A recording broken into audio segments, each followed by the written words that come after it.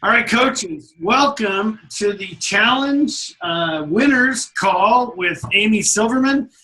We are excited to have you guys on the call. Obviously, you had to earn this call and the right to be on this call by either having, if you're in the contest that we've been running, you have to hit Success Club yourself and have 3 personally sponsored coaches hit Success Club. So we're excited that you guys have earned it. And then obviously some of you are the coaches that hit Success Club that were invited on this call by your coach. So we appreciate you guys attending. The format of this call, now obviously this call's growing a little bit. We're going to have, there's 61 people on the call, and I know it's continuing to increase. We're going to try our best to do this kind of Q&A style.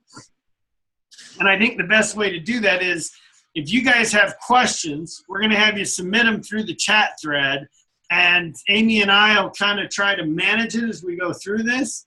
But we're going to kind of dive in right now and talk to Amy Silverman.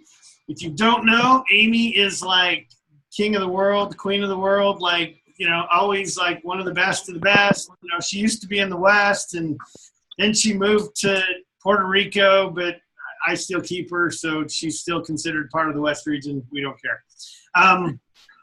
With that said, Amy, you are a, 5-time Elite 10 coach? 4-time Elite 10 coach. So this is a great opportunity for you coaches on the call, but let's dive in. So I'll start it with a question. Guys, if you have any questions at all for Amy Silverman, this is your chance to ask it. So please feel free to jump in on the chat thread. And interesting, Megan just typed a question, and it's actually exactly where we were going to start. We're going to have Amy talk for, let's go 5 or 10 minutes, Amy, on just the fundamentals of how you recruit, how you attract, and how that kind of leads to inviting. I mean, I think that would be a great way to kick this thing off. And as questions come in, I'll kind of help that go along. So if we were to say, Amy Silverman, if you were to describe how you recruit and find your new coaches, let's have you start there. Okay, and I have to apologize. I'm still sweating from my workout. I literally just finished it. And this is real life. I mean, this is what happens when you work full-time from home and your job is working out. You're mostly sweaty and sitting at your computer. So for me, I really feel that recruiting is an art form. I feel like it's something that takes time to perfect. I feel like it's something that starts with you. And I feel like in order to recruit quality people, you have to be a quality person. It's not about how many challenge packs you're selling, how many Success Club points you have. I mean, you could have hundreds and hundreds and hundreds of Success Club points and have tons of sales, but if the people you're recruiting are not here to build a business and to help people, then it's just going to be adding and subtracting. And that's, something that I've taken away from my peers when I work with other coaches in the company. It's something that I really heard, that I really love, that my friend Keith Callahan said once. He was like, adding and subtracting, or adding challengers and not keeping people on Shakeology, not having good retention, is adding and subtracting. You're literally adding and then subtracting, like literally. And when you start to build a team, that turns into multiplication. And I was like, oh my God, when I heard that, I heard that a month ago, and I was like, that makes so much sense. I wish I had that kind of mindset when I was a new coach, because for a long time when I was a new coach, it was just all about Success Club points and recognition. And then I realized that wasn't really going to build the business and get me to my goals. And so I realized, and I was looking around, and I realized that a lot of the coaches who were actually making something of this were building teams and were growing in rank. And I was like, okay, I need to figure out how to do that. I don't know how I'm going to do that, but I'm going to figure out how to do that. And it took a lot of trial and error. And I feel like a lot of when my team started to really take off and when my business started to take off is when I really started to talk more about how much I worked, how hard, I work, that this is not something that is an easy get, rich, quick fix, that you can't, get a lot for a little. And my brand slowly started to grow into, something more about like working hard for what you want, making sacrifices, and when I started to attract people who actually wanted that instead of people who just wanted a quick fix, I started to attract people who were willing to work more for what they wanted, people who weren't just going to quit every time the going got tough, and I think it's kind of like a characteristic thing and a type of quality people that you're attracting. And I started to work harder on myself than I worked on anything else.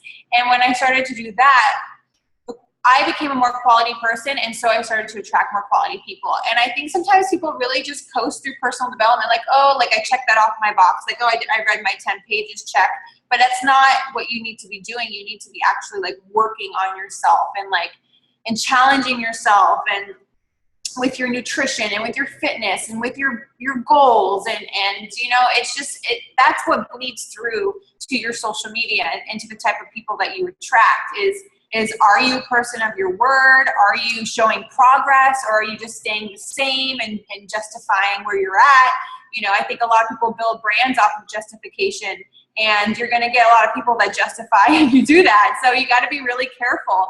Are you willing to show people that you're human and that you fall back sometimes, but you're willing to pick yourself up? I think it's not about perfection. I think it's about just showing that like you're here to show people what's possible through you. And I really believe that's what we do as coaches. I believe that's my personal mission statement, is that I'm here to show people what's possible through my journey, and sharing that openly, unapologetically is key to that. And then when you start to do that, then when you start to talk to people, your conversations are different. How many of you guys have been a coach for a little while, and the conversations you have with the people now are different than the kind of conversations you have with people when you first started? Like when you first start, sometimes the conversations can be a little one-sided, a little weird, like why aren't they responding to me? And then as you start to get better, and as you start to build a better following based off of who you're becoming, your conversations can become a little bit more quality, a little bit more in depth, a little bit more less on the surface. And those are great things to look out for, with the type of people you're talking to. Sometimes I see conversations that coaches are having with prospects, and I'm like, I wouldn't even give this person the time of day the way they're talking to me, the way they're talking to you. Like, why would you even waste time with this person? And so I think that's a really great way to see, what kind of people you're attracting, about what kind of conversations you're having with people. And one of my biggest tips for recruiting is, I don't know, it's recruiting. It's like when people ask me, like, do training on recruiting, do training on inviting. It's like, I invite every day, all day. I'm just inviting people just to be better people, just to be better versions of themselves. Like, that's what I'm really passionate about. And so I think it's kind of just like giving people that open invitation to just at any time to jump onto, what I'm doing, and to jump off their ship and to jump onto mine. And I think that's really key to inviting, is just like constantly doing it on a daily basis. It's not just like, hey, join my challenge group. Hey, join my team. It's like, why don't you come over and do a workout with me? Let's go do something active. Let's go do something healthy instead of drinking booze, like going and doing things that are going to like add value to our life instead of take away value from our life. And I think it's more just about inviting people to join, having a healthy lifestyle, and I think when you do that, then people are going to start to be like, when they want to reach a goal or when they want to change, the first person that's going to pop in their head is going to be you. And that's what you want. You want for people to be like, oh, let me message Amy, because she's always posting about that challenge group, and she's always posting results, and I'm sick and tired of being sick and tired. I'm sick and tired of falling asleep drinking wine every night because of my anxiety. Like, I'm tired of this. I'm tired of that. That person pops in my head. And you want you want to be that person. You don't want them messaging some other coach or going to a gym or hiring a personal trainer. You want them to be like, oh, that Amy chick is always inspiring me. I should reach out to her. And that's one of the biggest feedback I get from people, is that, that they feel like I'm already helping them without me even being their coach. So their thought process is, if you already helped me this much just from following you on social media, I can't even imagine how much you would help me by joining one of your groups. And that's what you want people to think. you know? And I think that takes time, and I think that takes patience. And a lot of you guys are at different stages in your business. But I just want to let you know that like anything worth having is going to take time, and it's going to take persistence and consistency. And so you just need to continue doing what you're doing, but always raise the bar, always raise your standards, always constantly ask yourself, you know, how can I be better today? How can I, you know, be better with my nutrition? How can I be better with my fitness? How can I be better with my personal development? How can I do more recognition? How can I, you know, and just continue to ask yourself, like, what do I need to do to become a better version of myself? Who do I need to become to be an elite coach? That should be your question every single day. You know, it's not just about like, you know, posting selfies and dancing around on your social media. It's about actually initiating change and showing people like, hey, I'm becoming better. You should become better with me. You know, this is where it's at. This is really truly living. And when you start to do that, then people start to gravitate towards you. So, I don't know how long I was talking to you. Amy, so let me jump you another question to go back about, you know, I love that you say that you share how hard you work and how much I work and sacrifice so that people know that it takes work and that you're attracting people that are like you. What would a post that when you're sharing that look like? Like, how do you share that in a post? I mean, you just say it, or do you? Well, I think it's pretty obvious. Like I post, like right now I'm doing doubles with my workouts. And so I will literally post my workout in the morning. Did you lose weight, Doug? Your face looks so thin. Yeah. So good. I'll see you in six pack. So I think that it shows through lifestyle. I think action speaks so much louder than words. And I think that that's where a lot of coaches really they talk a lot. Like, you know, you're allowed to talk and less do. And I think when we talk more about like what we're doing and where we're going versus showing people what we're doing, I think that's where a lot of people like kind of need work on. A lot of coaches need work on is that, you know, you could be telling people like, I'm doing this, I'm doing that, I'm doing this, but what if you're never showing your results? You're not ever showing before and after photos. You're not ever showing, you know, that you're making progress, and you're a fitness coach and you're not showing that you're doing fitness. It doesn't make sense. You know, like I'm very passionate about the fact that like we are health and fitness coaches. Like if we're selling a lifestyle here, and it's about showing people like what's possible when you push for what you want. And if you give people, you know, these outs, they're going to take the outs. And so I think first and foremost, it starts, like I said, with you. So for me, like with my posts, it's like, you know, working hard. I talk about how hard I'm going with my fitness. I show videos of how hard I'm working with my workouts. I post my workouts. I post, you know, doing turbo, sides. I'm doing all kinds of workouts right now. I'm just like on a workout spree. Hammer and chisel, all of the workouts, you know, I'm posting my videos. I'm posting progress photos. It's a huge pet peeve of mine when coaches are posting progress photos, but like there's no progress. It's like, okay, like I get it, like love where you're at, but like show progress. Like that's a result is what people want to see. People want to come to you for results. If they wanted to stay the same, they would just stay the same doing what they've been doing. They are going to come to you because they want results.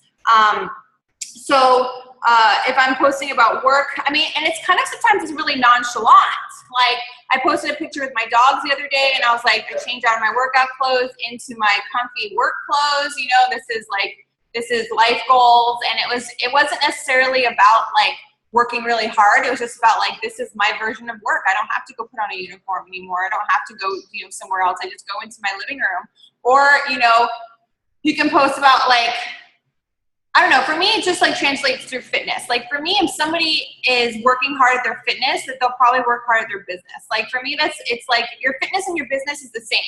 Like it doesn't, for me, like this is a personal opinion where I really believe like if you work hard at your fitness and you're going to work hard at your business and your business are the same. And I feel like a lot of times coaches, they fall off with their fitness and their business suffer. So I really feel like that's really going to get you those people who are willing to work hard. Is like when you're post how hard you're working with your fitness. And as far as the business goes, I'm telling stories. I'm just like a lot of storytelling about my personal experience and where I've come and like how overcoming who I used to be has gotten me to where I am now. And you got to be kind of willing to open up about those things and willing to like break down those barriers and to share those vulnerable things. Brene Brown always talks about vulnerability, ego. The biggest way to overcome your ego, you guys, is humility. If you're one of those people who are in your own way all the time, it's because of your ego. And if you want to overcome your ego, you have to be willing to be vulnerable and have humility. And so you got to post those things that embarrass you. You got to post those things you don't want to post about. You got to share those things. I didn't share about my sobriety for like the first 3 years of my coaching journey because I don't know. I wasn't embarrassed by it, but I was like, what does this have to do with anything? But then I realized that like a lot of people want that, and a lot of people associate sobriety with health, and that, well, maybe I could actually like help people. And now I have people messaging me all the time like, I'm sober this amount of time, I'm sober that amount of time, people, my team getting sober, which is elevating their quality of life. And I just didn't think that was like but by opening up about that and starting to share about that, I started to actually become part of my brand and part of my story and part of my team. So be willing to open up about those personal things, but at the same time, you don't need to hang out all your dirty laundry. There's a lot of things that I don't share about that is very personal. But I do pick and choose certain things that like I'm willing to open up about and also creates that vulnerability with me and keeps my ego in check, and in turn, also helps other people. So think about that. Think about ways in which that you could put other people before you. And then that will also help a lot with the type of people that you're attracting. Perfect. Okay, so let's jump into a few quick questions. So are you just Facebook, Instagram? Like what tools are you using to recruit? Are you all over the place? Like where are you with how you build on social media? Man, I am all over the place. I was one of those coaches when I signed up where I was like, I need a like page, I need a YouTube. And Instagram actually didn't even come into popularity until I was already a full-time coach. So I didn't get my Instagram account until 2012 when I was already full-time.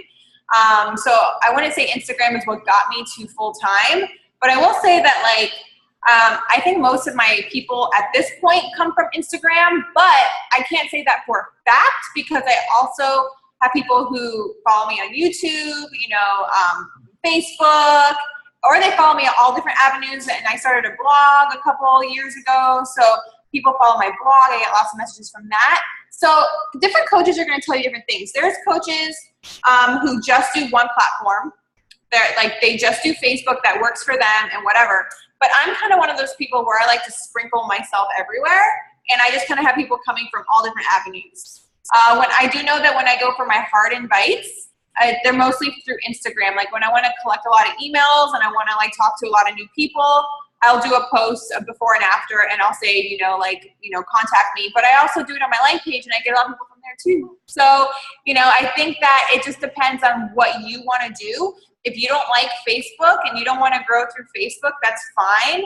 But I do not think it's a good idea to put all your eggs in one basket. Because what if Facebook goes away? What if Instagram goes away?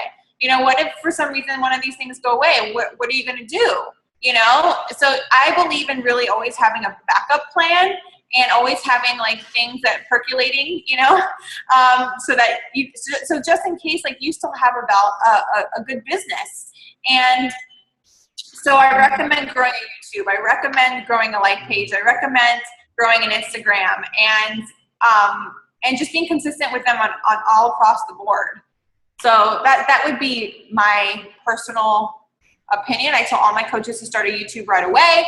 I tell all my coaches to have a like page. I tell them to have an Instagram. I do not think blogging is that important, but I do think like maybe if you're already full-time and you're looking to also have another platform, then blogging is something you can start. But blogging is not something that's gotten me to where I am today. Really just talking to people is what's got me to where I am today. So you can grow face-to-face, you can grow on Facebook, you can grow on Instagram. It's completely up to you. So, Amy, quick question, like on your YouTube, what kind of content are you putting up on your YouTube channel? Well, you can go back to my YouTube to like back to the very beginning. And honestly, when I was a new coach and I was like 24 years old, 25 years old, I was like posting all kinds of silly stuff just to get views. Like I've always been the kind of person where I'm like, I don't care what's on there. I'm just going to post stuff to, I don't know, just to see what people, it's like always been a social experiment for me. Like I'm always like, I wonder how people are going to respond to this. I wonder how people are going to respond to that. You know, it's just like, it's always very interesting to me how people react to things that I post, which is mostly like, I like to have fun with it. And it's kind of like always like kind of a social experiment for me. And with my YouTube from the beginning, it was just kind of just like a lot of blabbering and talking. and, you know, I would just turn on my iMac and I would just talk and I would just put it on there. Like I've never, you guys, like, don't think too much. Just put stuff up there. Like, and you're going to have different people like Gary Vee tell you other things, you know, and like all these people like, you need to have good content and you need to have this. And it's like, if you aren't getting it up there, it doesn't matter if your content is good or bad, because if you're overthinking the process and there's nothing going up, it doesn't matter if it's good or bad, it's just nothing. So I think at the end of the day, it's better to get something up there than nothing, you know? And so Doug, I have a quote up here that says, you miss every shot you don't take. Yeah, like just have fun with it.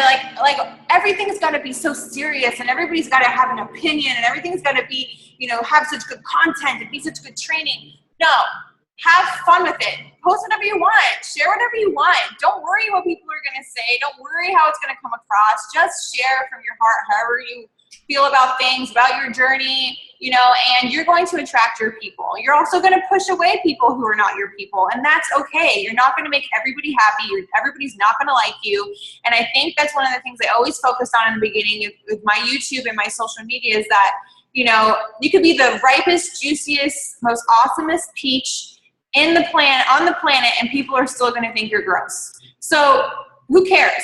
Just do what you're going to do the way you want to do it and have fun with it and be a content machine and just get stuff up there. You know, like I have to hold back how many posts I do on my social media because I could be posting every 30 minutes to an hour because I have so many opinions, I have so many passions, I have so many things I want to share about. And so just do whatever you want to do. I feel like the more you're putting yourself out there and you're putting yourself in front of people, the more successful you're going to be. Okay, so we've got a bunch of questions, but let's stay on inviting, and then we're going to get on starting your coaches right here in just a second. So really quick, so they're asking, do you still cold invite? Do people come to you? Are you private messaging without a relationship? Like how do you do the actual invite, and where are you, you know, that whole, you know, now I followed you, now I'm interested. Is this, I mean, I know you're really good at attraction marketing where you're getting a lot of people to ask questions. Yeah. Okay, go ahead. Yeah, attraction marketing is my thing. And the reason why is because when I was a new coach, I had to cold invite. I did cold calls.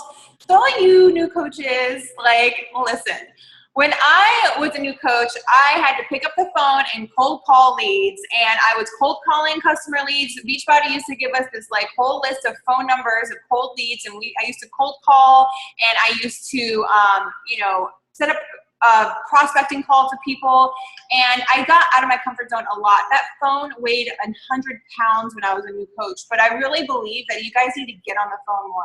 I really feel like that got me so far out of my comfort zone when I was a new coach and really helped me to speak better and to close better and to talk to people better and to get people to follow through more. And what I always tell my coaches, they're like, what do I say? I'm like, get them on the phone. Like, stop being such a chicken. Like, just do it. Like it's so much easier to have somebody follow through when you're face-to-face with them and when you're talking to them than through Facebook. You're giving them a way to hide when it's through Facebook. And so when I was new, I practiced a 3-foot rule. I would invite everybody that became within 3 feet of me. Kevin and I could not go out to dinner without me getting the email from my waiter. Like, everybody that came into contact with me in my everyday life was getting an invite or a contact from me. And you guys walk around on your phones like this all day. Like, why is my business growing? Why is my business growing? And there's all these hundreds of people around you. And it's because you're freaking addicted to your phones. Talk to people.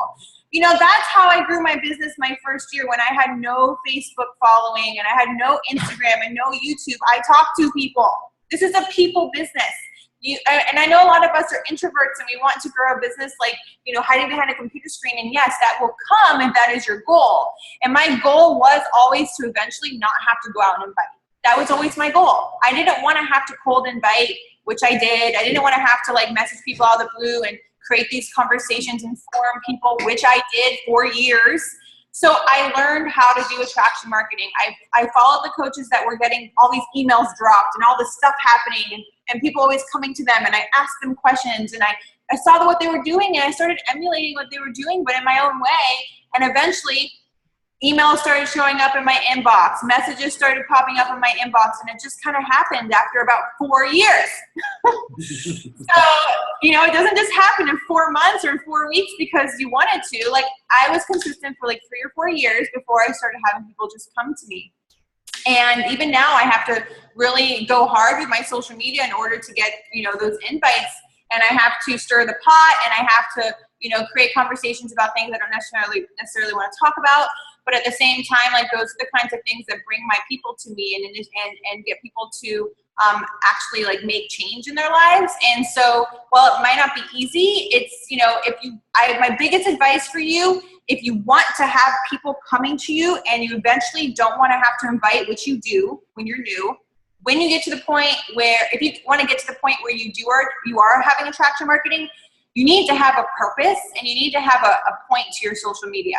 While your journey is great and you want to be sharing about your before and after photos and food and stuff, if what you're sharing about isn't creating some sort of a pushback, if you're not sharing your true opinions and you're just sharing some stuff that just to make everybody happy, then you're probably not going to attract that many people, because people aren't going to feel that tug from you. They're not going to have that initial whoa, I don't know if I like what she's saying, but maybe I do like it.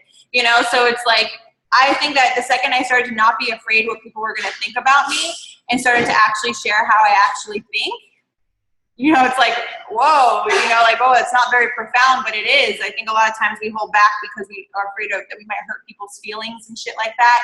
You can't be afraid of that. You just got to go for what you want and what you really believe in, what you're building. Okay, so let's talk about your new coaches. You you've recruited a new coach, or 10, let's say. You've got a pool of coaches.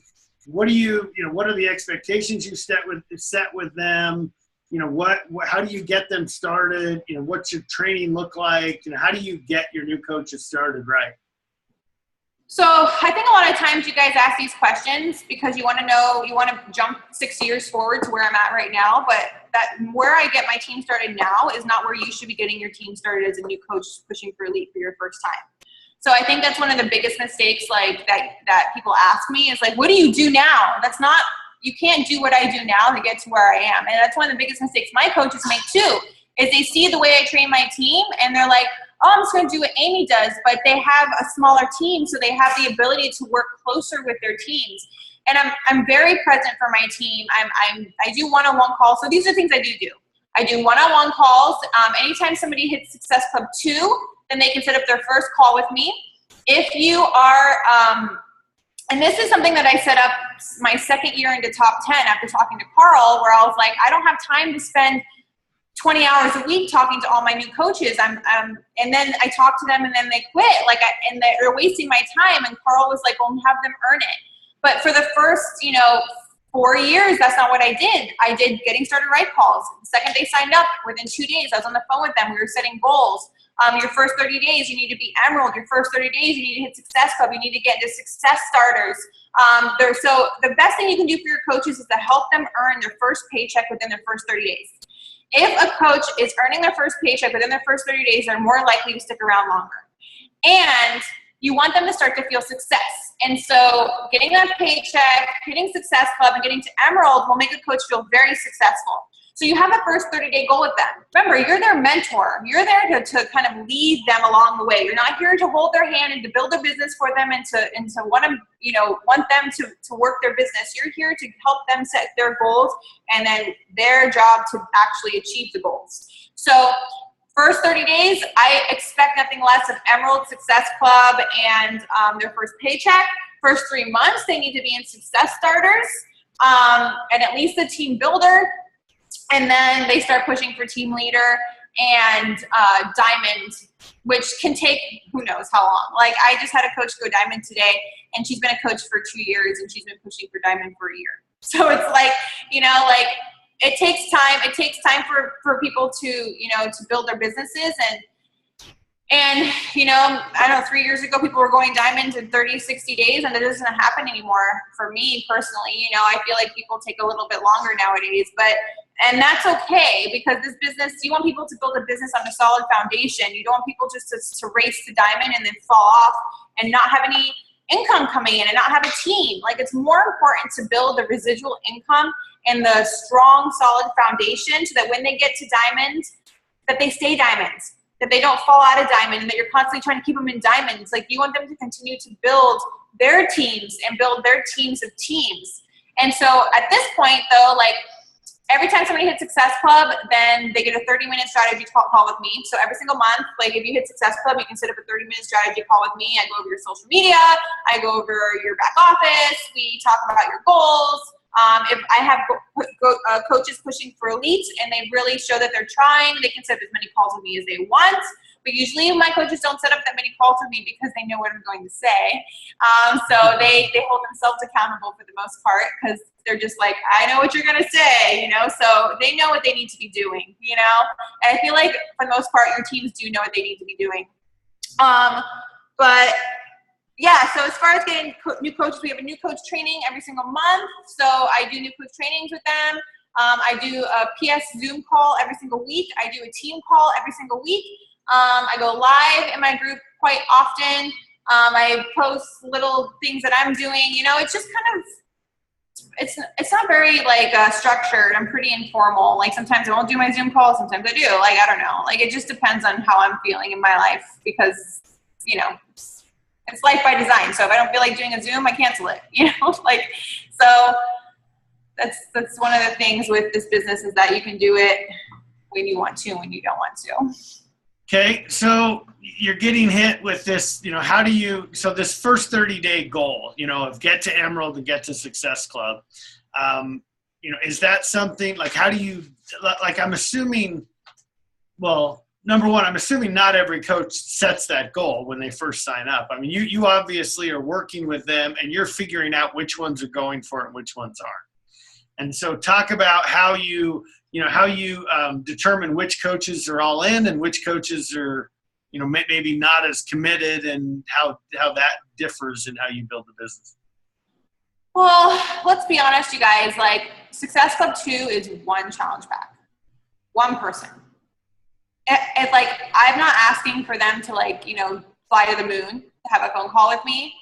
If you can't help one person on your own, like, are you even trying, really? Like, one person, like your mom, your dad, your boss, like, do you really want to do this? Like, you know, like, I think how hard it was for me when I first became a coach, and my first two coaches were my dad and my best friend. And it was like, hey, I'm starting this thing. Will you support me? You know, it's like, that's how it went. You know, it wasn't like, you know, join my team, we're going to be the best. It was just like, I'm starting this thing. Will you, you know, you want to do it with me? You know, it's like, that was more what it was about. And I feel like if a coach is like, yeah, I hit Success Club 2, and they took the time to learn what Emerald is, like, type in, how do I get to Emerald? Like, I'm looking for self-starters. I'm looking for people who are, you know, not waiting for me to tell them what to do. I'm looking for people who want to be CEOs, not employees. And so that's the thing that I tell my team all the time. I'm like, here is the training.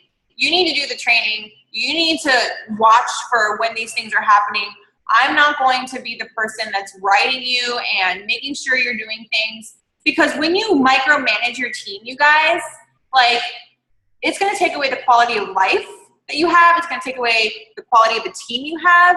And you are not getting, like, you are not a manager. You are a leader. If you want to lead your team to success, then you just need to make sure that you are just showing them what they need to do to get to where they need to get. And then you need to make sure you're adding more people to your team. That's the biggest mistake I see coaches make, is that they're like, oh, how do I get this coach to see that they need to sign up, be Emerald? And I'm like, you can't make somebody see something. You can't make somebody see that they need to do something. Like, you tell them that it's important. You tell them they need to do it. You tell them it's the first step.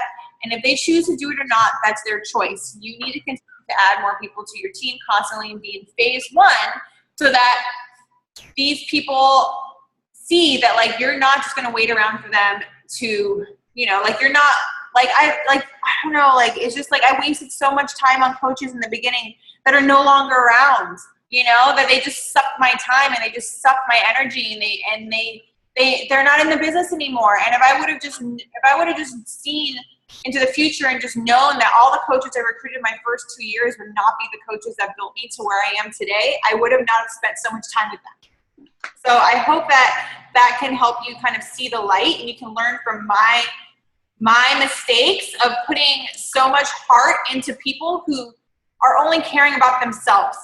People are selfish, and so you just got to kind of be a little selfish too, okay? So you can help people and still help yourself, and you can help people and still, you need to know that you are doing your best to help them in the way that you know that they can be successful, and you need to continue to try and help more people find the opportunity, because this is what it's all about. It's about putting this opportunity in front of as many people as possible as you can every single day. That's what it's about for me.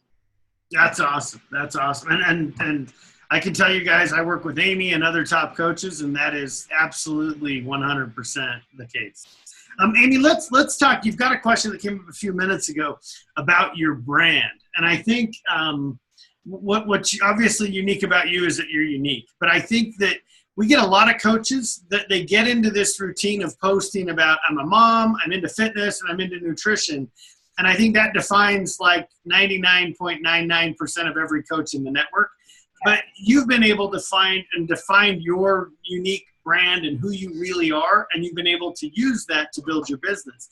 So how do you teach that, or how do you get your team to understand that they don't want to become you, they need to be them, and how do they define their brand? Well, we're all unique. So, remember that you guys are all unique. But when I did first start with Beachbody, there were no tattooed people. There were no people dressing like I dress. Like, it was a very different Beachbody when I first joined. So, like I walked into my first meeting. I had been an employee for 3 days. Amy Silverman was in a line, and I walked up and I introduced myself to her, and I took a picture of her shoes. Yeah. Remember that? She had these spiked heels on that had metal spikes sticking out of them. Yeah. And so it was a risk that I took to start getting tattooed. I actually thought when I first started getting tattooed that it might affect my business negatively. Like, I was willing to take that risk. Like, I actually thought when I first started getting tattooed that my business would suffer because people wouldn't take me seriously or whatever. And I just started to kind of just like come into my own a little bit more, and to stop trying to be like this perfect person and say things perfectly to make everybody like me, and to like make everything perfect and come across as this fake thing, this I don't know, like there was just a certain way that people looked that were successful, and there was a certain way that I thought I had to be conservative, and I thought I had to be this, and I thought I had to be that, and there was all these like check boxes that all the top coaches were at that point, which I'm not saying is bad. I'm just saying there was no room for people like me until I made room for somebody like myself, and I kind of pushed through, and I was like, you know what? This is the new norm, and then all of a sudden I started going to Beachbody events, and there was people with different colored hair, and I had different colored hair, and there was tattoos, and everybody was dressed differently, and everybody looked differently, and it was so refreshing. And I'm not saying I started that, but I'm just saying that it was a big turning point for me in my business when I realized, like, hey, maybe people don't want everybody to look the same, and don't want everybody to have the same opinions, and don't want everybody to have the same religion. Maybe people are okay with the fact that you have your own way of thinking. And I started to be like, maybe I should speak out more about that. I spoke out about something the other day on my Facebook about like the self-love movement and all that stuff. And, you know, it was something that was really bothering me. And it could have either gone really negative or really positive. And it turned out it helped a lot of people. And it's like a risk that I took that some people are probably going to judge me, but I don't care. Like, this is how I think. And there's a lot of people who think that way too. And so as many people who do not agree with you, there's going to be people who agree with you as well. And I think that's one thing that you just need to remember is that if you're trying to please everybody in the room, the last person you're going to please is yourself. You know, you are going to constantly feel fake. You're going to constantly feel like your social media is forced, and you're going to constantly feel like you're being not truly true and real to yourself. And I think that when I just decided that you know what, and I just kind of like opened up the sales, and I was just like, I'm just going to do whatever I want. And I've gotten in trouble. I've gotten in trouble with corporate. I've gotten in trouble with other coaches in the network. I've gotten in trouble with people on social media. I'm pretty sure I walk into a room at Beachbody and a lot of people are like, oh my God, and they talk crap, and I don't care. This is not what it's about for me. It's not about everybody liking me and everybody being my friend. It's about helping people. And when you speak out about how you truly feel and about what you actually feel like you can do to help people based off of your experiences, that's the only thing we have, you guys, is our own personal experiences in the shoes that we've walked in our life. And you need to be okay with where you've been and not feel ashamed of it and not feel like, you know, people are, you know, that you're going to alienate people or that you want everybody to like you, because you have so much in you that you have no idea that can come out until you start to just be like, you know what, this is me and all of my whateverness. And I'm just going to share it unapologetically. And you know what? Some people are going to be okay with it and some people aren't. And that's really what I started. That's really when my brand started to take off. When I stopped trying to be like a Beachbody coach and I started just being Amy and being 100% myself. And I really just want that for all of you guys. I don't want you to think that you have to I don't want you to think that you have to hold back on what you post, when you post it, how much skin to show, how much, you know, how your hair needs to look. Just post whatever you want. If you feel at some point that you're like, well, this might be too risque or this might be too whatever, then maybe you should post that. You know, like if this might offend my mom, I should probably post it. You know, I think for the most part, like my mom like hates like 98.9% of my posts, but I do it anyway because it's just, she's never approved of me. So like, why should that change? Like, it's not going to change just because I'm 32. So just know that like you are unique. It's just that we've been told that we need to be a certain way. We need to talk a certain way. And you know what? Like, it's refreshing when people just be themselves. So just be yourself and just know that like some people are going to think that you're whatever and other people are going to think you're awesome. And that's just how it goes when you are yourself for real. I totally agree. And I'll tell you, you know, we get the privilege of traveling around and meeting with lots of coaches, and the concept that you mentioned, that there was a mold of a Beachbody coach, you know, we'll still run into people that are trying to fit into some mold. And it's like, guys, if you're not unique and if there's not a niche that you fit in, recruiting is like, it's like you and a million fighting for the same people. And it's like, you know, I always tell the story of Natalie Tooman, who says, you know, on social media, I have 5 things that represent me, and one of them is peanut butter. And I'm like, wait a minute, what do you mean peanut butter? Like, peanut butter can't be one of the things in the world that represent you. And she says, Doug, I have thousands of people on social media that follow me because I post about peanut butter almost every day. And I would have never thought that, you know, Amy's got Amy's creativity, but something as simple as I love peanut butter and being dedicated to the feelings you have about peanut butter can bring you thousands of people that work out and love peanut butter. And it's crazy that works, but it does. And I think you all need to understand that you have to be unique or you're just like everybody else. I mean, Amy, you know, might be breaking the mold and might have broken the mold, but it's like, you know, you don't have to go as far as Amy, but man, everybody has to be unique and you have to be out there being who you are for sure. And, you know, I don't think anybody, I mean, corporate doesn't expect anything of Amy other than Amy being Amy. So I'll put that out there. I just wanted to say, you know, corporate's actually what made me feel like I could be myself. I remember when my first year at Top 10, I remember talking to Jay Red and I was like, what do I do? Like, I don't know how to like dress up. Like, I don't own a pair of slacks. Like, what do I need to buy? Like, I asked, that was like my first question. Like, what do I need to buy? Like, so I can like look more like professional. And he was like, you just wear whatever you want. Like, that's not what this is about. We don't like you because of how you dress and because of whatever. Like, just wear whatever you want to wear and just be you. And that's what we like about you. And I was like, oh, okay. I love Beachbody. And you know what? That's still true today, Amy. Well, guys, we've taken 45 minutes of Amy's time. I think this call has been outstanding. We did record it. We will post it in all the groups, you know, for everyone else to participate in. Amy, obviously, you're incredible. I think, you know, I tell the story of you talking in San Diego all the time from way back when you and I first met. And you've always been totally you. You've always been so real. And I think everybody looks at you and just says, man, I need to figure out how to do this. And I can do it by being myself. Because of your uniqueness, you lead many to understand that that's okay. So you are awesome, and I really do appreciate you taking the time today. All right, guys, thank you. We will talk soon, and congratulations for you guys for winning this call. And Amy, you're awesome. We'll talk soon. Bye. All right, see you guys.